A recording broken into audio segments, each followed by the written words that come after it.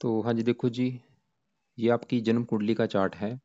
आपकी कुंडली बनी है कन्या लगन की और आपकी जो राशि बनी है वो है मेष राशि।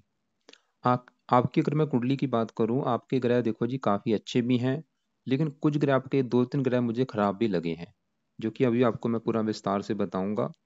लेकिन ये सब कुछ बताने से पहले आपको मैं थोड़ी-सी बेसिक जानकारी बता देता हूँ, ताकि जो आपको मैं भविष्यवाणी बताने वाला हूँ, वो आपको अच्छी तरह से समझ आ जाए। तो बेसिक जानकारी ये है कि जो कुंडली होती है, इसमें टोटल 12 ग्रह होते हैं और इन 12 ग्रहों से कुछ ना कुछ देखा जाता है। तो सबसे पहले 12 ग्रह कौन से हैं आप वो समझ लो, मैं लिख देता हूँ। ये है देखो जी आपका पहला ग्रह, ये दूसरा ग्रह है, ये तीसरा ग्रह, ये चौथा, पांचवा, छठा, सातवां, आठवां ग्रह, नौवां, 10वां, 11वां और ये 12वां ग्रह। तो ये जो 12 ग्रह हैं, इनसे कुछ ना कुछ देखा जाएगा। जैसे कि पहले ग्रह से क्या देखा जाएगा? आपका शरीर, आपकी हेल्थ, आपका स्वभाव, आपका रंग रूप, आपकी पर्सनैलिटी, सर मस्तक पहले ग्रह से देखेंगे। दूसरा ग्रह होता है धन जोड़ने का ग्रह। तीसरा ग्रह आपके छोटे भाई बहनों का है।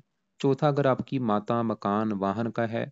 पांचवा ग्रह बच्चों का। छठा ग्रह शत्रु, रोग, कर्जा। सातवां ग्रह है आपकी पत्नी का ग्रह। आठवें ग्रह से आपकी उम्र देखेंगे। नौवें ग्रह से आपका भाग्य देखेंगे। 10वां घर कामकाज, 11वां घर लाभ और 12वें घर से आपके खर्चे देखेंगे। तो आपने भाई दो बातें नोट कर लेनी है। पहली बात, आपको जो मैंने 12 ग्रह बोले हैं वो याद कर लो। दूसरी बात, इन 12 ग्रहों से क्या क्या देखा जाएगा वो याद कर लो। अब आपका जो सवाल है, आपने वो ग्रह देखना है। जैसे कि अगर आपका सवाल आपके बच्चों को लेके है, तो ये पांचवा ग्रह आपके मैंने बच्चों का बोला है। अभी बोला था कि पांचवा ग्रह आपके बच्चों का है, तो आपके बच्चों के लिए पांचवा ग्रह देखा जाएगा। और पांचवें ग्रह में लिखा है 10। 10 होती है मकर राशि, मालक इसका है शनि। तो आपके बच्चों के लिए हमें पांचवें घर का जो मालक बना है वो है शनि। हमें शनि को देखा जाएगा।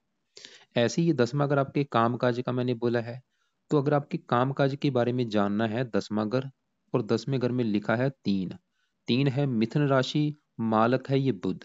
तो आपके कामकाज के लिए हमें 10वें घर के मालक बुध को देखना पड़ेगा। तो ऐसे ही आपने जो भी कुछ देखना है, कुंडली का वो घर देखना है। उस घर का जो मालक है, कौन है, कहाँ बैठा है, उसको आपने देखना है। अब देखो जी, मोटा मोटा आपको समझ आ चुका है। अब बात करते हैं भविष्यवाणी की। भविष्यवाणी में सबसे जरूरी होती है दशा देखनी। और दशा होती है मेन दो प्रकार की।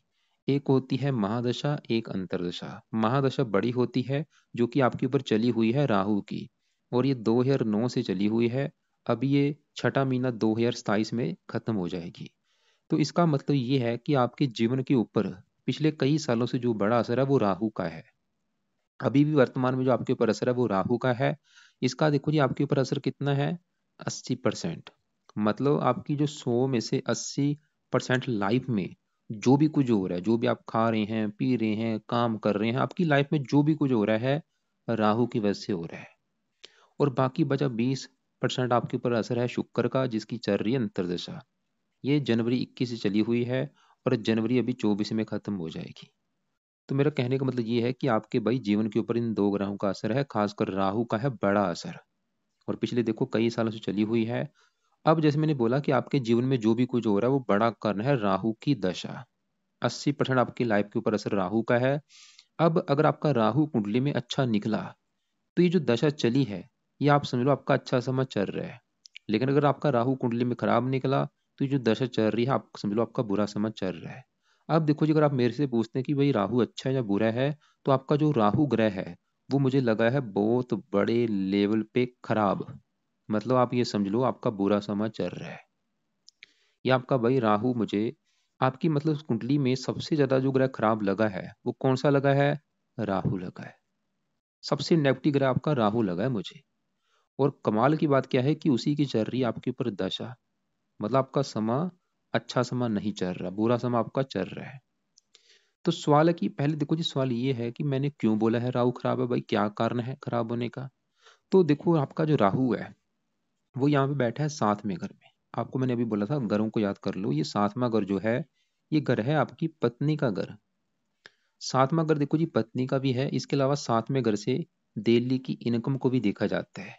अगर आपकी जो डेली की इनकम है वो कैसी होगी, और साथ में अगर आपके साझेदारी के कामों का भी, अगर आप पार्टनरशिप में काम करते हैं उसमें बेनिफिट होगा या नहीं, तो साथ में घर को देखना पड़ेगा। मतलब साथ में घर से हम तीन चीजें देखेंगे, आपकी पत्नी का सुख, डेली की इनकम, और साझेदारी के कामों को। इसके अलावा और भी काफी चीजें, लेकिन मेन तीन चीजें हैं। अब देखो मैंने आपको अभी क्या बोला था कि इन घरों के का मालिक होता है, जैसे कि 10वें घर का मालिक कौन है, बुध। 5वें घर का मालिक कौन है, शनि। ऐसी जो 7वां घर है, इस घर का जो मालिक है वो कौन है, 7वें घर में क्या लिखा है, 12। 12 है मीन राशि, मालिक कौन है, गुरु। तो हमें किसको देखना पड़ेगा, गुरु को, जो कि 7वें घर का मालिक है। और गुरु कहाँ बैठा है, वो इसी घर में बैठा है, यहाँ पे देखो। मतलब 7वें घर का जो मालिक गुरु बना है, वो गुरु 7वें घर में ही बैठा है, एक बहुत अच्छी बात है। इसके अलावा 7वें घर में जो राहु बैठा है, राहु को भी देखा जाएगा। आपको मैं एक एग्जाम्पल समझाता हूँ। मान लो एक घर है, मान लो, चलो मैं आपकी बात करता हूँ कि आपका भाई जो घर है, आप समझ लो अपने घर में बैठे हैं। मतलब आपके घर में आप खुद बैठे होंगे, क्या होगा, आप अपने घर का अच्छा करेंगे, सिंपल सी बात है। आप अपने घर की सफाई रखेंगे, रक्षा करेंगे, उस घर का अच्छा करेंगे, क्योंकि वो आपका घर है। लेकिन मान लो आपके घर में, आपके घर में आपके साथ एक आपका दुश्मन बैठ जाए। आप बैठे हैं और आप ही के घर में आपका एक दुश्मन बैठा होगा, दुश्मन भी मतलब आपके घर में घुस चुका है। कहीं से आके वो दुश्मन आपका जो घर में आके बैठ जाएगा, तो वो आपके घर में क्या करेगा, वो तो घर का सामान तोड़ देगा, आपका टीवी तोड़ देगा, फ्रिज तोड़ देगा, बेड तोड़ देगा। ऐसा ही होगा, क्योंकि दुश्मन है आपका भाई, वो घर का तो नुकसान करेगा। लेकिन आप उसी घर में बैठे हैं, आप उसको रोकेंगे कि भाई मेरा घर है, मेरे घर का प्लीज नुकसान मत करो। अब दोनों में क्या होगा, लड़ाई झगड़ी होंगी। जीतेगा कौन, जो ताकतवर है। वो काम यहाँ पे होगा 7वें घर में। ये जो 7वां घर है, 7वें घर का मालिक कौन है, वो है गुरु, जो कि 7वें घर में ही बैठा है। जैसे कि आप अपने घर में बैठे होंगे, घर का अच्छा करेंगे, गुरु 7वें घर का मालिक है, 7वें घर में बैठा है। तो गुरु 7वें घर का क्या करेगा, अच्छा करेगा भाई, क्योंकि उसका अपना घर है।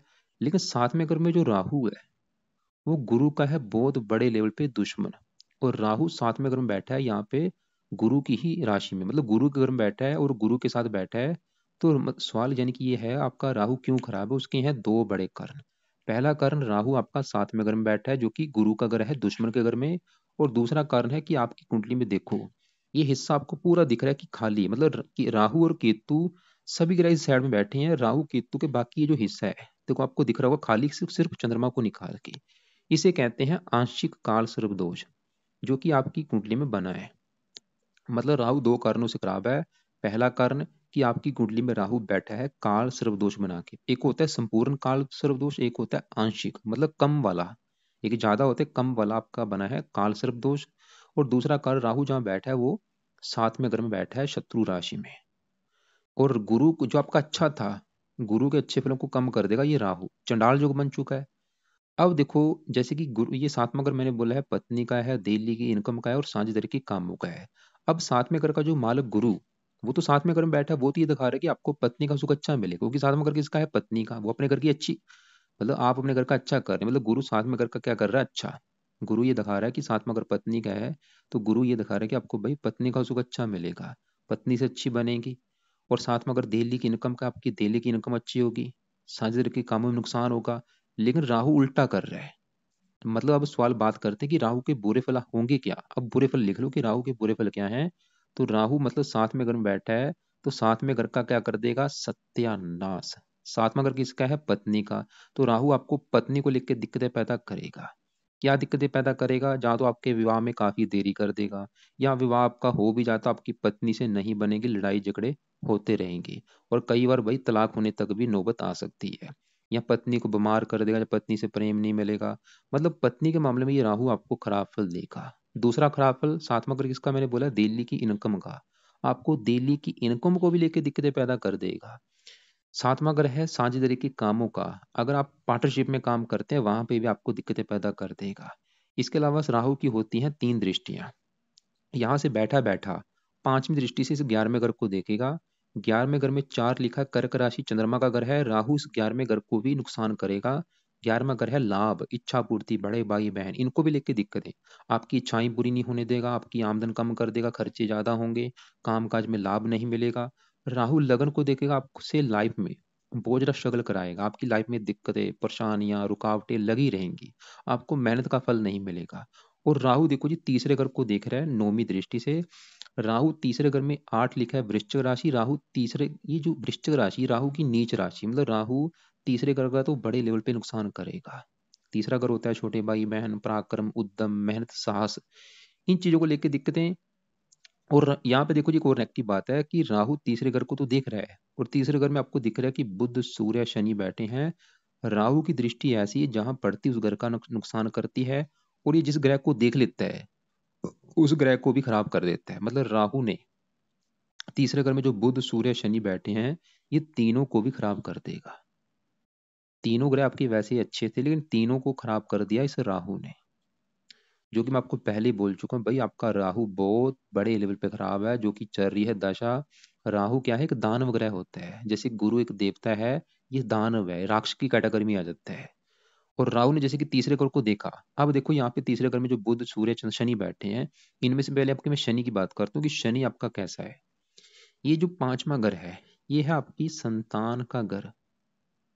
आपकी अगर संतान का सुख देखना है, पांचवा घर, और पांचवें घर में क्या लिखा है, 10। 10 है, मकर राशि, मालक है शनि, जो कि तीसरे घर में बैठा है। सवाल है कि शनि कैसा है। शनि आपका देखो जी, 2-3 कारणों से मुझे खराब लगा, मतलब 3 कारण शनि के भी बने हैं, वो खराब हो चुका है। क्यों? शनि देखो जी, एक तो आपका अस्त बैठा है, अस्त ग्रह होने की वजह से वो अच्छा नहीं रहा। और दूसरा, ये सूर्य के साथ बैठा है, सूर्य के साथ जब भी शनि बैठता है तो ये पित्तर दोष भी बनाता है। वैसे संपूर्ण पितृ दोष नहीं बना, आंशिक पितृ दोष बना है। और तीसरा सबसे बड़ा कारण शनि का खराब होने का, कि शनि के ऊपर पड़ रही है राहु की दृष्टि। राहु मतलब शनि को दृष्टि दे रहा है, और शनि खराब हो चुका। अब शनि का क्या खराब होगा, संतान के रिगार्डिंग, क्योंकि पांचवें घर का मालक है, तो संतान संबंधी चिंता परेशानी पैदा कर देगा। और राहु ने यहाँ पे देखो जी, जो बुध है, बुध आपका है अच्छा, लेकिन बुध के भी अच्छे फल में आ रही है कमी। उसके 2 कारण। बुध देखो जी, ये जो 10वां घर है, 10वां घर देखो जी आपके है काम काज का घर, पिता का भी घर है, सरकार, मान, प्रतिष्ठा। और 10वें घर में लिखा है 3। 3 है मिथुन राशि, मालक बना बुध, जो कि तीसरे घर में। बुध ये दिखा रहा था कि आपको काम काज का सुख अच्छा मिलेगा, नौकरी कारोबार का सुख अच्छा है, आपको मेहनती बना देगा, साहसी बना देगा। और बुध पहले घर का भी मालक है। पहला अगर होता है आपका शरीर, सेहत, स्वभाव, रंग रूप, पर्सनैलिटी। बुद्धि दिखा रहा है आपकी हेल्थ अच्छी होगी, आपका स्वभाव अच्छा, पर्सनैलिटी अच्छी, आप जीवन में काफी आगे बढ़ेंगे। मतलब बुध भाई बहुत अच्छा था, लेकिन मैंने आपको क्या बोला कि अच्छे फल में आ रही है कमी। उसके हैं 2 कारण। 2 कारणों से अच्छे फल में कमी आ चुकी है। एक तो बुध भी आपका अस्त है, और ऊपर से बुध के ऊपर पड़ रही है राहु की दृष्टि। मतलब उल्टा हो चुका। मैंने अभी बुध के बारे में क्या बोला, कि वो ये दिखा रहा है कि कामकाज को सुख अच्छा है, लेकिन अस्त है और राहु की दृष्टि पड़ने की वजह से बुध ये दिखा रहा है कि कामकाज में दिक्कतें लगी रहेंगी, हेल्थ संबंधी दिक्कतें लगी रहेंगी, स्ट्रगल करना पड़ेगा लाइफ में। मतलब अकेले राहु ने आपकी कुंडली का सत्यानाश करके रखा है। और अगर आपने राहु को सही कर लिया, लाइफ में चेंज आ जाएगा आपकी में। राहु सही करना भाई बहुत बड़े लेवल पे जरूरी है, क्योंकि एक तो दशा है, और वैसे भी ये सबसे ज्यादा खराब है, और वैसे भी काल सर्प दोष बना है। अब सवाल है कि जो काल सर्प दोष है, ये क्या होता है। जब किसी की कुंडली में काल सर्प दोष बनता है, ऐसे लोगों को लाइफ में बहुत ज्यादा स्ट्रगल करना पड़ता है, बहुत ज्यादा दिक्कतें, परेशानियां, रुकावटें। रुकावटें मतलब आपके कामों में रुकावटें आएंगी। आप कोई भी काम करेंगे लाइफ का, उसके उसमें बहुत सारी रुकावटें आएंगी। जैसे कि आप मान लो एटीएम जाते हैं पैसे निकालने, कि चलो एटीएम जाता हूँ पैसे लेके आता हूँ, तो आपको भाई 5-6 एटीएम घूमने पड़ेंगे पैसे निकालने के लिए। मतलब पहले प्रयास में काम नहीं बनेगा, खपना पड़ेगा आपको। और मैं खाली एटीएम की बात नहीं कर रहा, वो आपको मैं एग्जाम्पल समझा रहा हूँ। मतलब कोई भी लाइफ का काम है, अगर आपने जमीन बेचनी है तो खपना पड़ेगा, जमीन नहीं बिकेगी आसानी से। कोई भी काम है, खप खप के वो चढ़ेगा, हो सकता वो भी ना चढ़े। और ये दशा देखो जी आपकी अभी वैसे कुछ साल की पड़ी है, इसके बाद आपका जो समय है वो अच्छा समय शुरू होगा। उसके बाद गुरु की दशा चलेगी, वो वैसे आपका अच्छा है। लेकिन अभी वैसे कुछ साल पड़े हैं, फिर भी देखो जी सवाल है कि इसको सही कैसे किया जाए, और करना भी बहुत जरूरी है। तो अब आपको मतलब आपका जो मेन देखो जी लक्ष्य है, वो आप समझ लो कि आपकी लाइफ में जो भी दिक्कतें हैं, जो भी आपकी दिक्कतें आ रही हैं, परेशानियां आ रही हैं, चाहे वो कर्जा है, चाहे आमदन को लेकर दिक्कतें हैं, जो भी दिक्कतें हैं, ये कारण है।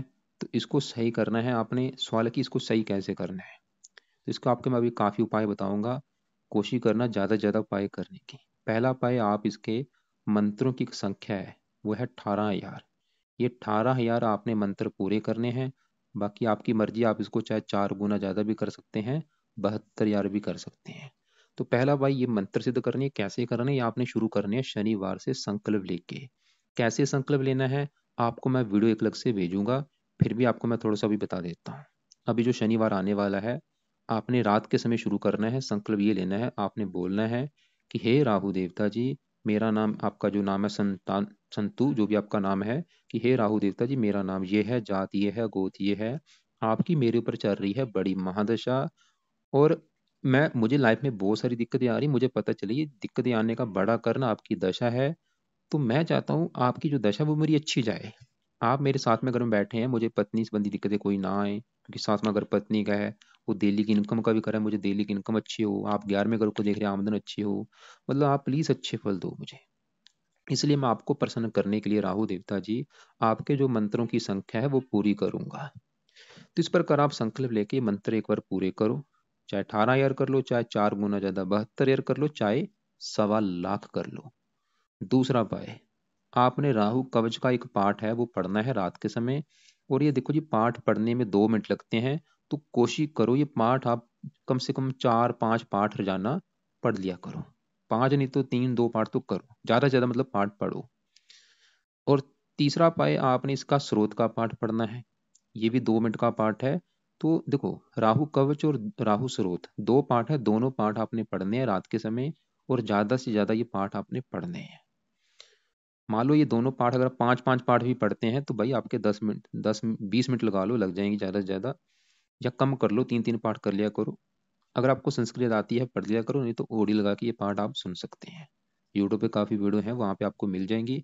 और चौथा जो कि सबसे बेस्ट, वो है आपने इसका दान करना है। दान क्या करेगा, इसकी पावर को 4 को 0 कर देगा, इसकी मतलब इसको बलहीन कर देगा, इसके बुरे फल कम कर देगा। तो दान कोशिश करो रोजाना करने की, जब तक दशा है दान आपने रोजाना करना है। और दान अगर आपको लगता है कि भाई रोजाना तो टाइम नहीं लगेगा, हफ्ते में 4-5 दिन जरूर किया करो। दान देखो जी, कई प्रकार के दान होते हैं, मैं आपको ये नहीं बोलूंगा कि सभी दान करने हैं। जो आपको आपके बजट के अनुसार दान लगे वो कर लेना। एक वैसे सबसे कम खर्चे वाला दान है सतनाजा, वो आपने दान करते रहना है रोजाना, लाइफ टाइम। ये दान कैसे बनाना है, कैसे करना है, वीडियो आपको मैं अलग से भेज दूंगा। एक आपको मैं वीडियो भेजूंगा राहु की 25 उपाय वाली, उसको भी आप देख लेना। जो आपको लगे कि आप उपाय कर सकते हैं वो आपने करने हैं। 25 उपाय राहु के लिख रखे हैं, उसको भी देखो। जो सही लगे आपको उपाय कि आप कर सकते हैं वो आपने करने हैं। तो आपको क्लियर हो चुका है कि आपको मैंने भी क्या बोला है। अब आपके बात करते हैं दूसरे ग्रहों को भी मैं थोड़ा सा कवर कर लेता हूँ, मोटा मोटा सा। वैसे तो तकरीबन आपके ग्रह अच्छे हैं, लेकिन कुछ ग्रह हैं और भी जो थोड़े बहुत आपके खराब है। तो आपका जैसे मैंने अभी बोला कि जो कालसर्प दोष होता है, ये देखो जी, कालसर्प दोष राहु और केतु दोनों की वजह से बनता है। अब आपके केतु की बात करते हैं कि वो क्या अच्छा बुरा फल देगा। केतु आपका बैठा है पहले घर में, और ये पहला घर भाई सबसे मेन घर होता है। पहले घर से हेल्थ, आपका स्वभाव, रंग रूप, पर्सनैलिटी, ये चीजें हम देखेंगे। तो केतु क्या करेगा, ये पहले घर को लेकर दिक्कतें पैदा कर देगा, मतलब आपकी हेल्थ खराब कर देगा, आपको मानसिक चिंता देगा, आपको स्ट्रगल कराएगा, ये भी बुरे फल देगा, लेकिन ये पहले घर के रिगार्डिंग देगा। तो केतु के लिए देखो जी, आप ज्यादा नहीं तो 1-2 उपाय कर लो। एक तो केतु के लिए कुत्तों को रोटी आप डाला करो। दूसरा उपाय, रात के समय केतु कवच का पाठ किया करो। अब देखो जी, आपका तीसरा ग्रह जो खराब है वो है ये चंद्रमा। चंद्रमा देखो जी खराब क्यों है, इसका जो बड़ा कारण है, ये आपका 8वें घर में जाके बैठा है। 8वां घर कुंडली का अच्छा घर नहीं होता। 8वें घर से हम देखते हैं मृत्यु तल कष्ट, लंबी बीमारी, दुर्घटना, गुप्त रोग, गुप्त विद्या, ससुराल की स्थिति, गरीबी, रुकावटें। तो सवाल है कि चंद्रमा आपका क्या खराब फल देगा। चंद्रमा देखो जी जिस घर का मालक है, ये जो आपका देखो जी, क्योंकि मेन सवाल है काम काज को भी लेके है, तो 10वां घर तो होता है काम काज का घर। ये जो 11वां घर होता है, 11वां घर होता है लाभ का घर, मतलब काम काज तो कर लिया, उसमें लाभ होगा या नहीं। 11वां घर, 11वें घर से आमदन भी देखते हैं, कितनी आमदन होगी, कितने धन कमाने के साधन होंगे, इच्छाएं पूरी भी देखते हैं, बड़े भाई बहन भी देखते हैं, काफी चीजें हैं। अब देखो जी, 11वें घर का जो मालक हमें उसको देखना पड़ेगा, और 11वें घर में लिखा है 4। 4 है कर्क राशि, मालक है ये चंद्रमा। तो हमें देखना पड़ेगा चंद्रमा को। इसके अलावा 11वें घर के ऊपर दृष्टि किसकी है, राहु की। राहु तो 11वें घर की हानि कर रहा है, वो भी हमने देखा है, वो तो 11वें घर को लेके ये दिखा रहा है कि आपको आमदन को लेकर दिक्कतें, इच्छाएं पूरी नहीं होने देगा, बड़े भाई बहन को लेकर और भी दिक्कतें। अब जो 11वें घर का मालिक चंद्रमा, और नेगेटिव बात क्या है, वो भी आपका खराब है भाई, 8वें घर में जाके बैठा है। क्योंकि 11वां घर होता है मेन लाभ का। तो यहाँ पे बना है लाभ भंग योग, मतलब आपके काम काज में लाभ प्रॉपर आपको नहीं मिलेगा, हमेशा लाभ में कमी रहेगी, आमदन कम होंगी, खर्चे ज्यादा होंगे, इच्छाएं पूरी नहीं होंगी। और चंद्रमा जिन चीजों का कारक है, माता का भी कारक है, माता संबंधी भी दिक्कतें, मतलब माता को बीमार कर देगा, मन का कारक है मानसिक चिंता। तो चंद्रमा को अगर आपने सही कर लिया, ये आपकी दिक्कतें दूर हो जाएंगी, आपकी आमदन बढ़नी शुरू हो जाएंगी, इच्छाएं पूरी होनी शुरू हो जाएंगी, आपके कामकाज में लाभ आपको मिलेगा, माता के लिए अच्छा है, मन के लिए अच्छा है। तो इसके लिए देखो जी, पहला उपाय इसका सुबह के टाइम, जो राहु के मैंने आपको जो भी उपाय बोले वो तो है रात के समय, और केतु का जो कभी पाठ पढ़ने के लिए बोला वो भी रात के समय करना है, लेकिन जो चंद्रमा का उपाय है वो आपने सुबह के टाइम करना है। तो चंद्रमा का पहला उपाय, आप चंद्रमा का मंत्र जाप कम से कम 1 माला या 2 माला या 3 माला या 4 माला, आपकी मर्जी जितना आप कर सकते हैं वो आपने सुबह के टाइम करना है, पहला उपाय। दूसरा उपाय, आपने चंद कवच का पाठ पढ़ना है। चंद कवच का पाठ चाहे 1 पाठ पढ़ लो, 2 पढ़ लो, ये दोनों उपाय आपने सुबह के टाइम करने हैं। और तीसरा उपाय वो है शिव जी की पूजा उपासना किया करो, शिव जी के मंत्र जाया करो, शिव जी का मंत्र आप जो है ओम नमः शिवाय वो आप किया करो। अब देखो जी, यहाँ पे जो कि आपका मैंने बोला था तीसरे क्रम में जो बुध सूर्य शनि बैठे हैं, मैंने आपको भी बोला था जो बुध है वो आपका अच्छा था, लेकिन अच्छे फलों में कमी आ रही है 2 कारणों से।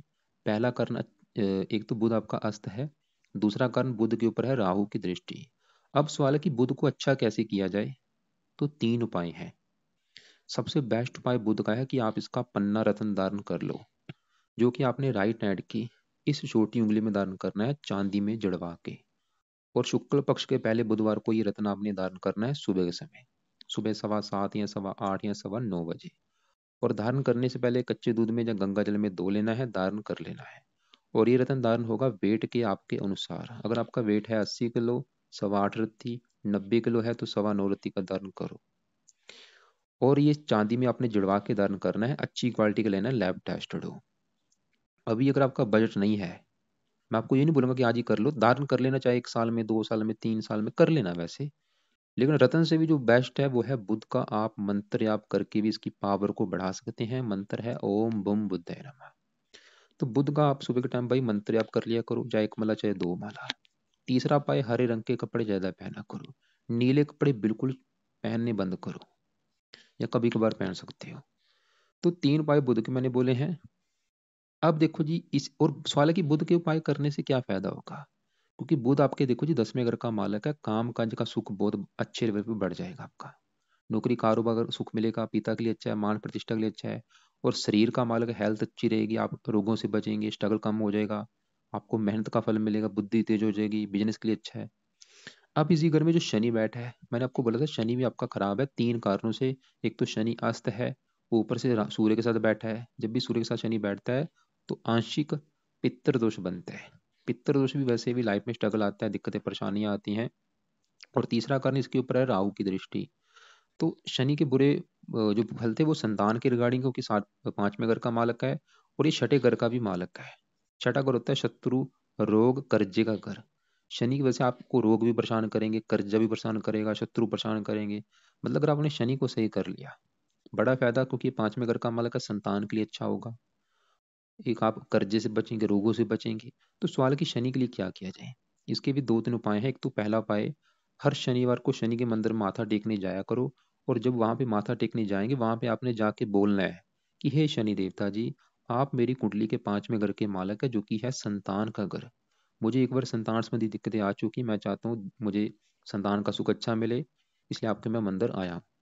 इसके अलावा आप मेरे छठे घर के भी मालक है, छठे घर से कर्जा देखते हैं, मेरे एक सर के ऊपर कर्जा है, वो कर्जा मेरा उतरे।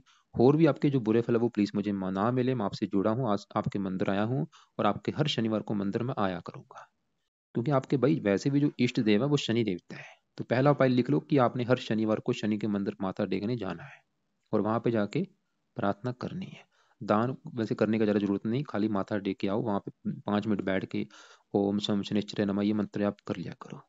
दूसरा उपाय, आपने रात के समय, रोजाना रात के समय शनि का मंत्र जाप करना है, चाहे 1 माला कर लो, कम से कम चाहे 1 माला रख लो, ओम शम शनिश्चराय नमः।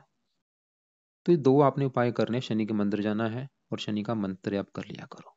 वैसे और भी आपको मैं उपाय बता देता हूँ, अगर आप कर सकते हैं वो कर लेना। वो है, आप हो सके शनिवार का व्रत भी रख सकते हैं, कथा कर सकते हैं, आरती कर सकते हैं। लेकिन कभी व्रत नहीं रखा, चाहे रहने देना। अब इसी घर में देखो जी, क्योंकि आपका सूर्य साथ में बैठा है, जो आपको मैंने बोला है ये पित्तर उस बना हुआ है, उसके लिए क्या किया जाए।